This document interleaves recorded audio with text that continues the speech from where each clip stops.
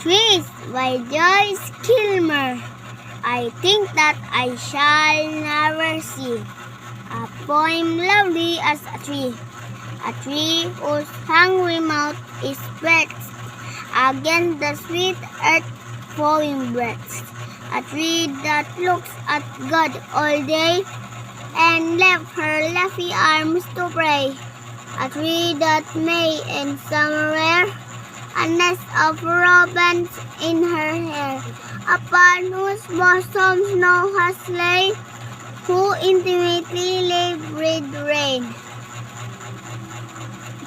Upon whose bosom snow has lain, who intimately live with rain. Poems are made by fools like me, but only God can make a tree.